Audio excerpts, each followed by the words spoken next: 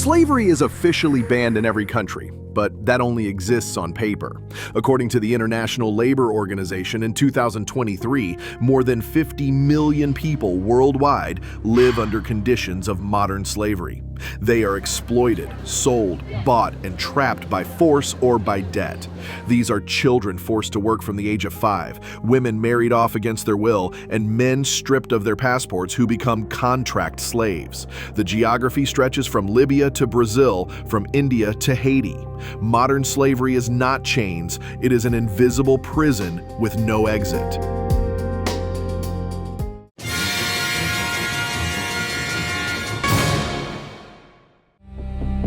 In Mauritania, slavery not only exists, it is inherited. Children of slaves are considered the property of their masters, like livestock. Formally, slavery was abolished only in 1981, and it became a criminal offense 26 years later in 2007. Yet according to Amnesty International and Anti-Slavery International, the authorities almost never prosecute slave owners, and real convictions are extremely rare.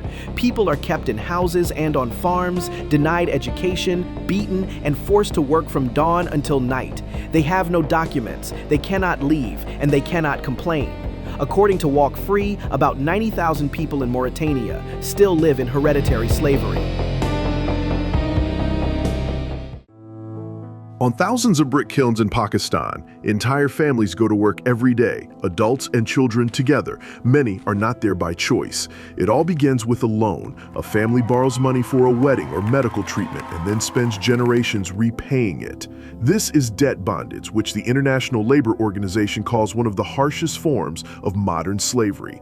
Documents are confiscated, the conditions are like prison, and wages are minimal or non-existent. Women and children suffer the most, carrying heavy loads, kneading clay, and firing bricks for 12 to 16 hours a day.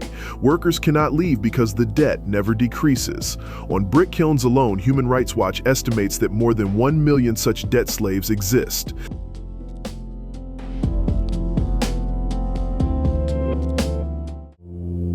India is the country with the largest number of modern slaves in the world. According to Walk Free, more than 11 million people are trapped.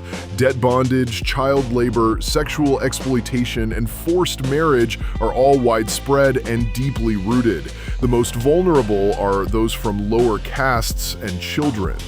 On rice fields, in mines, and in weaving workshops, millions work 14-hour days with no right to leave. Some families have belonged to a single employer for generations. Children are sold into brothels or forced labor. The government tries to fight this, but the scale of the problem is immense. Here, slavery is not an exception, it is part of the system. After the Taliban came to power in 2021, the situation for women in Afghanistan became catastrophic. The right to work, to education, and even to move freely disappeared. According to Human Rights Watch, in many regions, the sale of girls as wives or slaves to pay off debts has increased sharply. Women are traded like property, forced to work in homes and fields, subjected to sexual exploitation. Formally, it is presented as marriage, but in reality, it is a transaction. Those who try to escape risk being returned by their families or killed. International organizations describe it as one of the harshest forms of gender slavery in the world. Today in the country, it is almost impossible to record such cases officially. The press is banned, and human rights defenders are persecuted. Yet United Nations reports based on interviews with refugees confirm dozens of stories about women and girls being sold into debt slavery.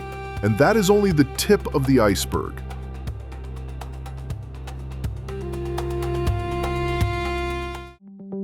Sudan has been torn apart by internal conflicts for years. In Darfur, South Kordofan, and other regions, there are hundreds of documented cases of women and children being kidnapped. They are sold and used for forced labor or sexual exploitation. According to the UN, in the conditions of civil war, slavery has become, quote, a tool of control and terror. Ethnic minorities are the main target. Women are kidnapped straight from villages. Children are forced into training and sent to work on farms or in militant camps. Victims have no documents, and even if they escape, they have nowhere to go back to. War has made slavery a norm. The situation is especially dire in West Darfur, where slaves have become part of the shadow economy. Women and teenagers are used as payment for loyalty among armed groups. International human rights organizations have repeatedly stated that slavery in Sudan is turning into a political instrument.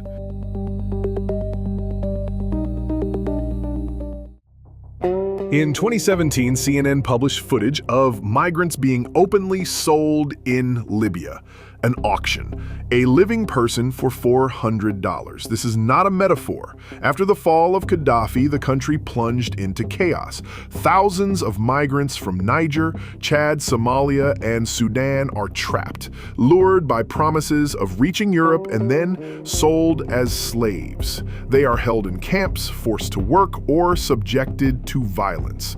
According to the International Organization for Migration, human trafficking in Libya is among the worst in the world. Slavery has become part of the illegal business. Survivors regularly testify. Many were kept in basements, beaten, starved, and forced to work for free. Some died before being sold. Over years of lawlessness, Libya developed a vast black market for human trafficking, involving militias, border guards, and middlemen. The situation remains critical today. In North Korea, slavery is state policy. Inside the country, there are labor camps where prisoners work to exhaustion. But even outside the borders, the situation is no better. According to the UN Human Rights Office, tens of thousands of North Koreans are sent to construction sites in China, Russia, and the Gulf states. Their passports are seized, movement restricted, and wages taken by the government. They live in barracks under constant surveillance. They cannot leave because if they flee, their families face punishment. This is slavery sanctioned by the state.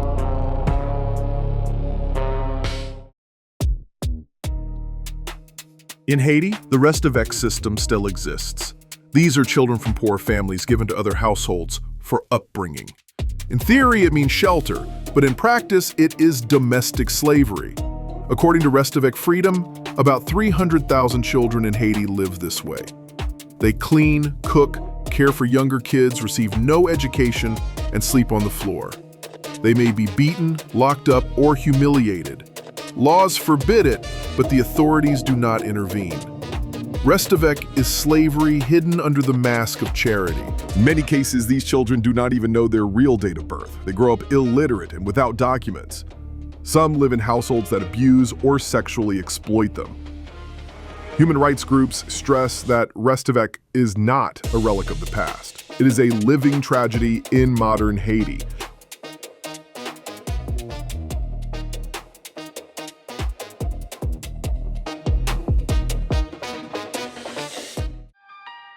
In Brazil, slavery is not just colonial history, it is a reality of the jungle. According to the Ministry of Labor, in 2022 alone, more than 2,500 people were freed from conditions close to slavery.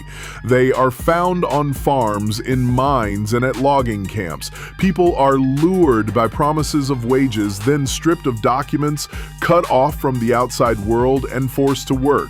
Some live under makeshift shelters with no water or food. Migrants from Bolivia and Venezuela and indigenous people are especially vulnerable. Here, slavery is a business disguised by rural landscapes. The skyscrapers of the Emirates are built by people who have had everything taken from them. According to Amnesty International and Human Rights Watch, thousands of migrant workers from Bangladesh, India, Nepal, and Pakistan labor in conditions that meet the definition of modern slavery. Employers often seize passports, delay wages for months, or never pay at all. Workers live in cramped barracks without air conditioning, labor 12 to 14 hours in desert heat, and cannot complain because visas are tied to employers. The system is called kafala, and many organizations recognize it as institutionalized slavery. If you found this interesting, subscribe to the channel. 10 minutes. We keep it short and to the point. Bye.